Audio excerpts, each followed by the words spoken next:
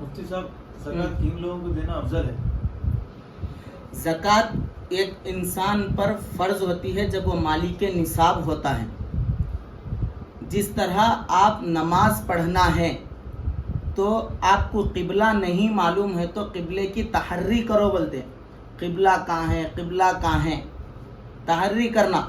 قبلہ یہاں ہے بول کر معلوم ہونے کے بعد نماز ادھر طرف پڑھنا. اس سے پہلے بغیر تحری کرے صحیح قبلے کی طرف بھی پڑھ لیں گے آپ جنگل میں، نماز ادا نہیں ہوتی. تو اسی طرح جس طرح نماز کے لیے قبلہ ضروری ہے، اسی طرح زکوٰۃ کی ادائیگی کے لیے زکوٰۃ لینے کا حقدار کون ہو سکتا آپ اس کو معلوم کرنا چاہیے. اکثر لوگ گھروں پر جو مانگنے آتے ہیں ان کو زکوٰۃ کی رقم دے دیتے، اس سے زکوٰۃ ادا نہیں ہوتی بغیر معلوم کرے. زکوٰۃ کے سب سے پہلے حقدار اپنے رشتہ دار ہوتے ہیں، اور اس کے بعد اگر معلوم نہ ہو کہ کون زکوٰۃ کا حقدار ہے یا نہیں ہے تو اس کے حالات کو دیکھا جائے گا. اگر کوئی خود زکوٰۃ ہولڈر ہے، اس کو زکوٰۃ دیتے ہیں ہم، تو زکوٰۃ ادا نہیں ہوتی زکوٰۃ. اور بہت سارے لوگ اس میں یہ بھی غلطی کرتے ہیں کہ بچی کی شادی ہے، بچی کی شادی ہے اور انہوں کئی سونا سب جوڑے ہوئے رہتے، شادی کے واسطے اٹھا کر زکوٰۃ کی رقم دے دیتے، زکوٰۃ ادا نہیں ہوتی. مسجد کو اٹھا کر دے دیتے، زکوٰۃ ادا نہیں ہوتی.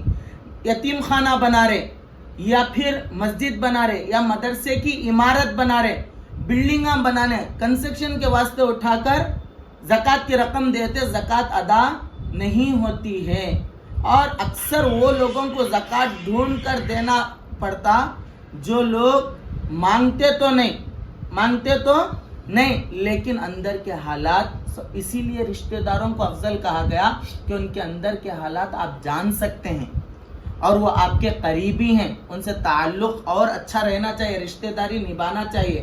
سمجھ جان کر ڈھونڈ کر جو حقدار ہیں، جو سمجھ میں آتے، جو ہم کو سمجھ میں آتے ان کو دینا چاہیے. فرضیت ادا کر لینے، سر پہ سے جھٹک لینے کا اٹھا کس کو ملے ان کو دیا، زکوٰۃ ادا نہیں ہوتی. ایک تو فرضیت ویسی رہ جاتی اور اس کے بعد الگ سے زکوٰۃ کی رقم کو کیا بولتے بے نیاز ہو کر تقسیم کرنا اللہ کو پسند نہیں ہے. معلوم کر کے جانچ کے دینا چاہیے.